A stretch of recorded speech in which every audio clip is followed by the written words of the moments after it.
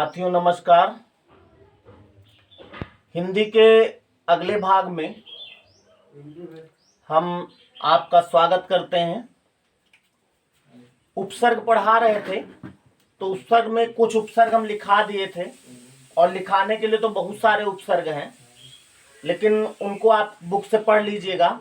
Paper में जो सवाल आएगा आज हम उसकी बात कर लें कि कैसे सवाल आता है उपसर्ग से, और कुछ पेपर में आए हुए या कुछ हमारे दिमाग में जो सवाल हैं उनको हम आपसे करवा देते हैं, ताकि आपका माइंड सेट हो जाए कि ऐसे हमको सवाल करना है। तरीका उपसर्ग में वही लगाना है जो हमने बताया है। प्रारंभ में लगते हैं उपसर्ग, शुरू से हटा के देखो, जितना हटने से शब्द बच जाए वही उपसर्ग होगा। और उसके पहले एक उपसर्ग हमको लगता है इंपॉर्टेंट है, छूट रहा था, इसकी भी हम बात कर लें। एक उपसर्ग होता सम, थोड़ा सा इंपॉर्टेंट हमारी नजर में है। सम का अर्थ होता है अच्छी तरह या इकट्ठा। सम के दो अर्थ होते हैं, एक होता है अच्छी तरह और इकट्ठा। देखो ये जिस भी शब्द में लगता है सम उपसर्ग, उसमें ज्यादातर में ऊपर बिंदी लगी रहती है। जैसे मान लिया लिखा है एक शब्द संरक्षक, अगर आपसे पूछे संरक्षक में कौन सा उपसर्ग है, तो चूंकि सा के बाद बिंदी लगी है ना, तो उसमें सम ही होगा। कोई भी बिंदी वाला शब्द है अगर, और बिंदी के पास के इधर रक्षक बच रहा है, इधर जो शब्द बचे, तो अगर इधर शब्द बच रहा है तो समझ लो फिर उसमें सम उपसर्ग होगा। कोई भी बिंदी वाला शब्द है, अगर बिंदी लगी है उस पर और उसमें उपसर्ग पूछे, चाहे वो संरक्षक हो, संकोच हो, संताप हो, संप्रेषण हो, बिंदी सब में लगती है। जिसमें भी ऊपर बिंदी लग रही हो, अगर वहां पर उसके बाद कोई शब्द बचे तो समझ लीजिए उसमें उपसर्ग क्या है, सम। इसके बहुत सारे शब्द हैं, बहुत सारे शब्द होते हैं। संस्कृत है, संकर्षण है, संताप है, संकोच है, संसर्ग है, संकल्प है, बहुत सारे शब्द हैं, सब में सम उपसर्ग है। तो एक उपसर्ग छूट रहा था हमसे, जो बाकी उपसर्ग तो बहुत छूटे हैं। आ उपसर्ग नहीं लिखाया, बे नहीं लिखाया, प्रति नहीं लिखाया, बहुत सारे नहीं लिखाया। वो सब आप बुक से एक बार पढ़ सकते हो, या अगर नहीं भी पढ़ोगे ना तो जो तरीका बताया है ना, उतना हटाने के बाद शब्द बच जाए, तो जितना शुरू से हटाने के बाद शब्द बच जाए, जैसे इतना हटाया या हमने इसमें, तो रक्षक शब्द बच गया कि नहीं, तो संरक्षक में सम उपसर्ग होगा। कोई भी शब्द होगा, कम से कम हटाने से, जितना कम से कम हटाने शब्द बच जाए वो उपसर्ग होता है। समझ में आई बात? तो इस पे हमने 2 वीडियो आपको दिए भी, तो इस पे ज्यादा चर्चा ना करके हम जो मेन चीज है आपकी उस पे चर्चा करते हैं। इससे सवाल कैसे आता है, और कुछ सवाल जो हम आपसे कराएंगे वो पेपर में आ भी चुके हैं, और कुछ हम अपने आप करा रहे हैं, तो उन सवालों को देखा जाए। हम ऑप्शन सहित आपके सामने सवाल देंगे और उस सवाल को ध्यान से पढ़िएगा। आप अपना आंसर पहले बताइएगा, फिर बात करेंगे। समझ रहे ना? और आज ये सवाल करा दें, उसके बाद उपसर्ग का काम खत्म, फिर आप प्रत्यय पढ़ेंगे। तो हम चाहेंगे, एक सवाल एक बार पूछा गया था, उसको देखें आप लोग, और उसमें जो ऑप्शन दिए हैं ना उनको अपने हिसाब से लगाएं। तो ये सवाल देखिए क्या लिखा, पढ़ो जरा इसको। शब्द कह रहा, सवाल कह रहा, अधिकार में कौन सा उपसर्ग लगाने से उसका अर्थ विपरीत हो जाएगा। यानी जो ये 4 ऑप्शन दिए हैं, अप, अब, अव, उत और बे, तो इसमें एक पहला अप दिया है, फिर अन दिया है, अन, और दूसरा है उत, चौथा, तीसरा है उत, और चौथा है बे। तो एक एक आप लगा के देखो। जैसे मान लिया अधिकार में आप अप उपसर्ग लगाओगे पहला, तो ये अपधिकार बनेगा, कोई शब्द नहीं होता, तो पहला तो नहीं होगा। दूसरा अन दिया है, तो अधिकार में जब आप अन उपसर्ग जोड़ोगे, अन धन अधिकार, तो ये शब्द आपका बन जाएगा अनाधिकार। क्या बन गया? अनाधिकार। तो अनाधिकार हम बोल रहे हैं, बल्कि गलत बोल रहे हैं, शुद्ध शब्द होता अनधिकार। क्या होता है? अनधिकार जो लिखा है, तो अन उपसर्ग में जब अधिकार में अन उपसर्ग लग जाएगा तो शब्द बन जाता अनधिकार। तो अधिकार का मतलब अधिकार और अनधिकार का मतलब अधिकार नहीं। तो देखा जाए, और जो दो ऑप्शन दिए, उत दिया है, उत तो जुड़ेगा ही नहीं, बेअधिकार जुड़ेगा नहीं। तो देखा जाए तो अधिकार में अगर दूसरा ऑप्शन जो दिया अन, अगर अन उपसर्ग हम जोड़ देंगे तो अनधिकार बन जाएगा और यही इसका विपरीत हो जाएगा। तो दूसरा ऑप्शन इसमें सही होगा। शब्द क्या शुद्ध होता है, एक बार ध्यान दीजिएगा। लोग इसको सही करते हैं, वर्तनी में भी आता है ये। एक अनधिकार लिखा रहता है, एक अनाधिकार लिखा रहता है। एक अनधिकार, अनधिकार और एक अनाधिकार। तो आप समझ जाएंगे कि कौन सा शुद्ध है। कोई भी शब्द शुद्ध है तो वो जिस तरह से बना होगा उसके आधार पर शुद्ध होगा। तो आपने देखा अन उपसर्ग अधिकार में लगा, तो अनाधिकार कहां बनेगा भाई? ना में हलंत लगा है ना, तो हलंत हटा के आ इसमें सेट हो जाएगा। हो जाएगा कि नहीं? तो ये शब्द शुद्ध होता है क्या? क्या? एक बार बोल दो, अनधिकार। क्या? क्या? अनाधिकार नहीं, अनधिकार, ये शुद्ध होता है। अनाधिकार गलत है। एक सवाल आपको ये नंबर दे सकता है वर्तनी में भी, इसको ध्यान दीजिएगा। तो ये सवाल एक बार आया था, उसको हमने करवा दिया। दूसरा सवाल देखते हैं उपसर्ग से क्या पूछ रहा है। ये देखिए, इसको पढ़िए जरा, सवाल को ध्यान से पढ़ो सभी लोग।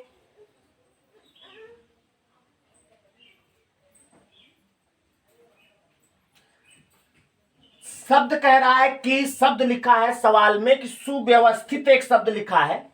सुव्यवस्थित शब्द का मूल शब्द क्या होगा?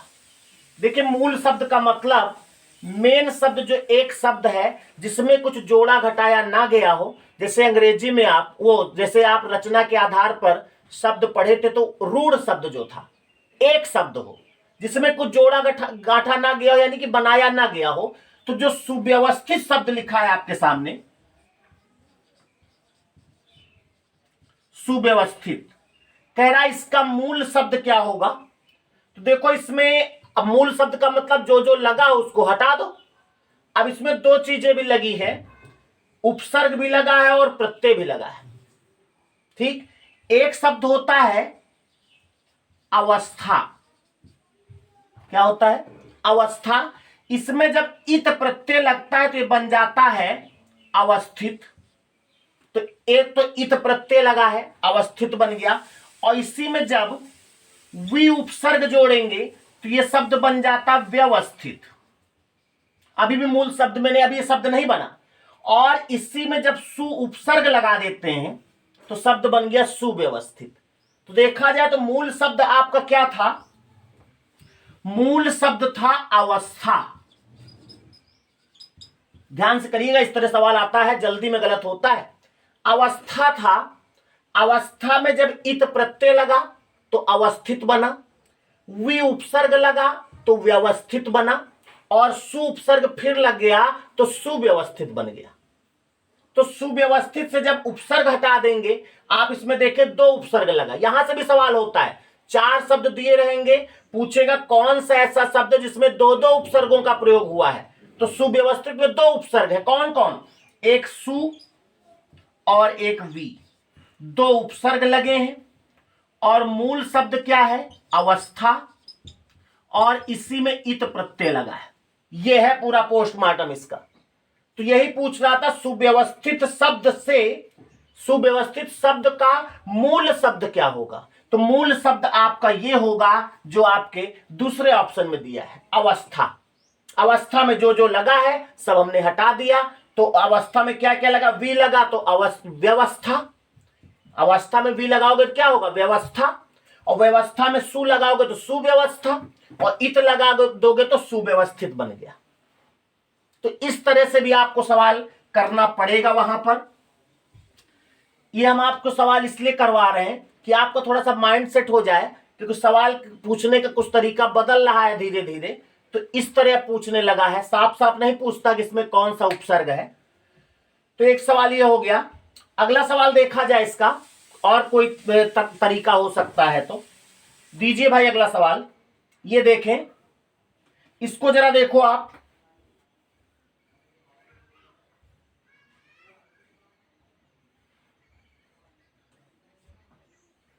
शब्द कह रहा है कि, सवाल कह रहा है कि शब्द व्याकुल, व्याकुल शब्द से अगर उपसर्ग हटा दिया जाए, फिर वही बात आगे जो अभी हम सुव्यवस्थित में किए थे, व्याकुल शब्द से अगर उपसर्ग हटा दिया जाएगा तो कौन सा शब्द बचेगा। तो पहले तो आप ये समझ लें कि व्याकुल शब्द जो लिखा है, व्याकुल, इसमें उपसर्ग कौन सा है। वो उपसर्ग जब हट जाएगा तो शब्द क्या बचेगा, क्लियर हो जाएगा। तो व्याकुल में जो है ये शब्द बना है वी धन आकुल से, यण संधि के तहत वी धन आकुल से बना है व्याकुल। तो व्याकुल में अगर उपसर्ग हटा देंगे, कौन सा उपसर्ग हटा दिया आपने, वी, तो शब्द क्या बचा, आकुल। अब आप सोच रहे होंगे आकुल क्या होता, आकुल शब्द होता है, आकुल और व्याकुल दो शब्द होते हैं। आकुल का मतलब भी पीड़ा होता है, कष्ट होता है, और व्याकुल का मतलब भी पीड़ा होता है। उसके पहले आप समझ लें, अगर आकुल व्याकुल समझना चाहते हैं, एक शब्द होता आधि, एक होता व्याधि। आधि मतलब होता है, दोनों का मतलब पीड़ा ही होता है। आधि मतलब होता मानसिक पीड़ा, जब आदमी ऐसे दर्द से गुजर रहा है जिस दर्द की दवा नहीं, और वो दर्द किसी से बता नहीं पाता है, मानसिक तौर पर जब परेशान होता है तो उसे आधि कहते हैं। और मान लिया मानसिक रूप से परेशान है, अचानक उसका कट जाए, हाथ कट जाए आधा, तो इसको कहेंगे व्याधि, यानी शारीरिक पीड़ा जो हो गई व्याधि। जब व्याधि होती है, व्याधि बना विधन आदि से, तो व्याधि में मानसिक मस्तिष्क परेशान होता है, लेकिन आदि में शरीर परेशान नहीं होता। आदि में केवल मस्तिष्क परेशान होता है, और व्याधि में मस्तिष्क और शरीर दोनों परेशान होता है। तो शारीरिक पीड़ा जो है व्याधि होता है, और मानसिक पीड़ा आदि होता है। इसी तरह व्याकुल और आकुल, आकुल होता है जब आप आदमी मानसिक रूप से परेशान हो, वही शब्द है, और व्याकुल मतलब शारीरिक। जैसे आपने देखा होगा लिखा जाता शोकाकुल परिवार, शोकाकुल यानी शोक से आकुल, यानी मानसिक रूप से वो दुखी है, तो आकुल शब्द होता है। तो देखा जाए जो सवाल आपका था, व्याकुल शब्द से उपसर्ग अगर हटा देंगे तो आकुल शब्द बचेगा, जो कि आपका तीसरा ऑप्शन लिखा है, वही आंसर होगा। समझ में आ रही बात, कुछ सवाल, कुछ माइंड सेट हो रहा है कैसे आएंगे। अभी कहा, अभी 2-3 सवाल और करना है। अगला सवाल देखा जाए, ये देखिए, इसको आप करने का प्रयास करो जल्दी से, इसको आप कर सकते हो पक्का।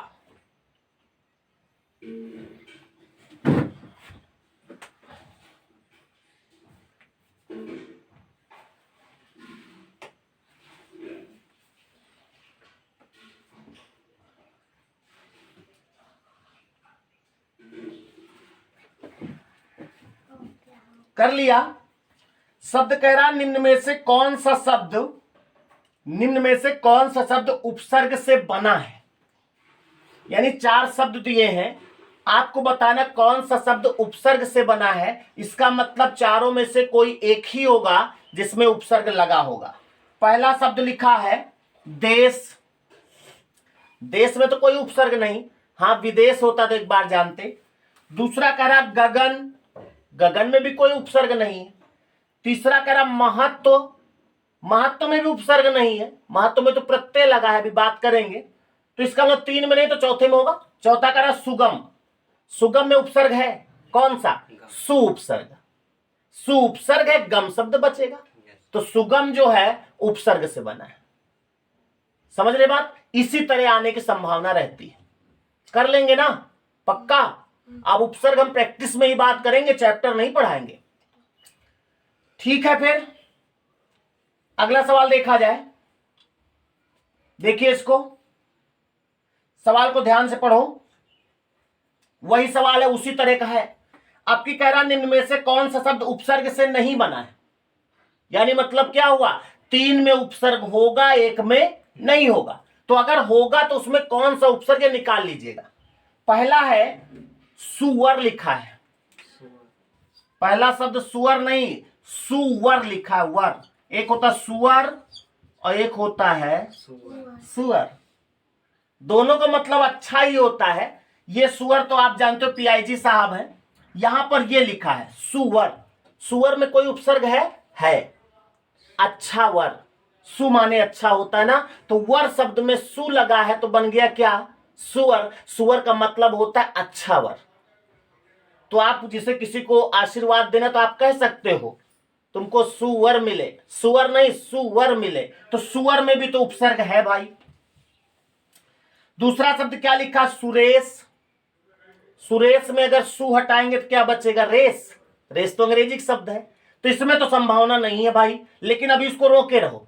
अगर 2 और हैं उसमें उपसर्ग मिल जाए तो फिर सुरेश ही ऐसा होगा जिसमें उपसर्ग नहीं है। तीसरा शब्द देखो सुगम लिखा है, जैसा कि ऊपर वाले सवाल में भी था, तो सुगम में तो है उपसर्ग ना, सु उपसर्ग होगा। और चौथा लिखा सुमन, सुमन में भी उपसर्ग है, सु हटाओगे तो क्या बचेगा, मन बचेगा, यानी अच्छा मन। और सुमन आप जानते हो पुष्प का पर्यायवाची होता है, लेकिन सुमन उस पुष्प को कहते हैं जिसकी महक अच्छी हो, उसको बेहाया का फूल है उसको सुमन नहीं कहेंगे, श्रद्धा सुमन कहते हैं लोग। तो सुमन का जो शब्द बना है इसका शाब्दिक अर्थ यही है जिससे मन अच्छा हो जाए, वही सुमन होता है। तो सु उपसर्ग इसमें लगा है, तो देखा जाए सुगम में भी है, सुमन में भी है, और एक शब्द क्या था सु वाला सुअर में भी है, लेकिन सुरेश में कोई उपसर्ग नहीं है, तो इसमें आंसर सुरेश होगा। समझ में आ रही बात? अच्छा, समझ में तो आ रही है आपके बात, लेकिन आप फिर लाइक क्यों नहीं करते हो चैनल को, पता नहीं क्यों। इसी वक्त लाइक कर दो और शेयर कर दो इसको। जब आपको अच्छा लग रहा है तो प्रयास करो कि आपका जो मित्र है उसको भी आप इसको दो, उसको भी अच्छा लगेगा। शेयर करने का मतलब ये होता है आपके द्वारा जब भेजा गया है तो आपकी मित्र मंडली देखेगी, तो जब आपको अच्छा लगेगा तो उनको भी अच्छा लगेगा। और शेयर करने के बाद ये भी कह दो कि अगर अच्छा लगे तो चैनल को सब्सक्राइब कर दे, क्या दिक्कत है भाई। खैर वो भाई आपकी मर्जी, मैं अपना काम ईमानदारी से कर रहा हूं और आपसे केवल 2-3 चीजें करने के लिए कह रहा हूं, लाइक करने के लिए, शेयर करने के लिए, और चैनल को सब्सक्राइब तो आपने किया ही है, करवाने के लिए। अगर आप ईमानदारी से काम ये नहीं कर रहे हैं तो भाई मैं ईमानदारी से कर रहा हूं, आप भी ईमानदारी से करो, तभी कुछ फायदा होने वाला है, अन्यथा फिर 0 बटा सन्नाटा भी हो सकता है। खैर आपकी इच्छा। अगला सवाल देखते ना, अगला सवाल दिया जाए भाई। ये देखिए, इसको देखें जरा, प्रयास करें इसको करने का जल्दी से। कह रहा आचार में कौन सा उपसर्ग लगाने से उसका अर्थ जुल्म हो जाएगा। थोड़ा दिमाग लगेगा, इसमें सवाल आ चुका है एक बार पेपर में, हमने करवाया भी था आप लोगों को। आचार में कौन सा उपसर्ग लगाने से उसका अर्थ जुल्म हो जाएगा। एक एक लगा के देखो जल्दी से, अपना आंसर क्लियर करो।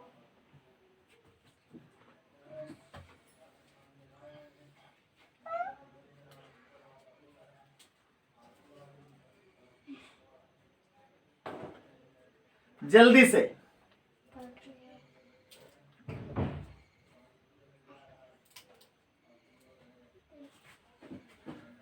हो गया भाई। शब्द दिया है आचार, नाट अचार, आचार। आचार में कह रहा है कि कौन सा उपसर्ग लगा देने से उसका अर्थ जुल्म हो जाएगा। उपसर्ग आपके सामने दिया है, अपने आप नहीं करना है, एक एक लगा के देख लो। पहला कह रहा दुर, अगर इसमें दुर उपसर्ग लगाएंगे तो शब्द बन जाएगा दुराचार।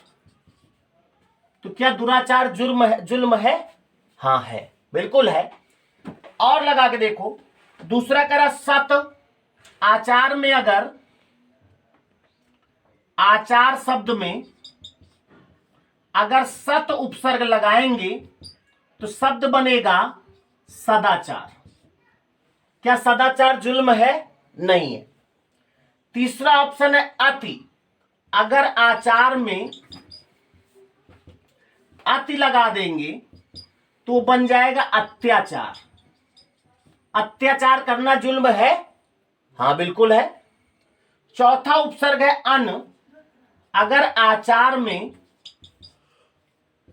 अन लगाएंगे तो बन जाएगा अनाचार।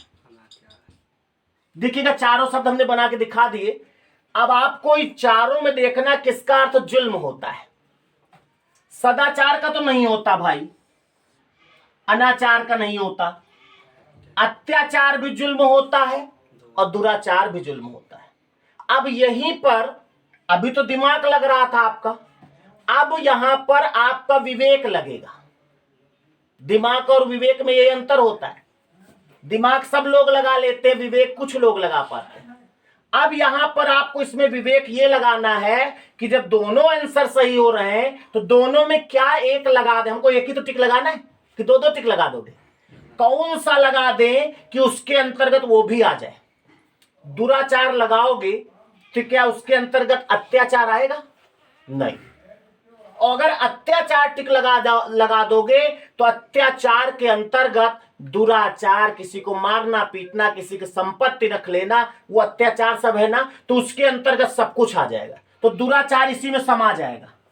अगर ये ऑप्शन ना होता तो ये सही होता। तो यानी अति उपसर्ग लगा देंगे तो उसका अत्याचार का अर्थ जुल्म हो जाएगा। कहते ना ज्यादा अत्याचार ना करो। तो यहां पर हमारा आंसर तीसरा ऑप्शन होगा। इस तरह से आपको घेर के मारना है सवाल को। तो ये सवाल आपका हट गया। दूसरा सवाल अगला दिया जाए। अगला सवाल देखो क्या कह रहा है भाई, दीजिए सवाल दीजिए। ये देखें, इसको जरा पढ़ो।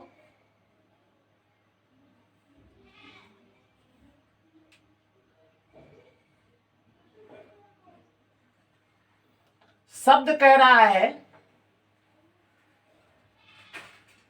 नसीब। नसीब शब्द दे रहा है ना, नसीब। नसीब में कौन सा, किस कोटि का उपसर्ग लगाया जाएगा? किस कोटि का मतलब किस श्रेणी का?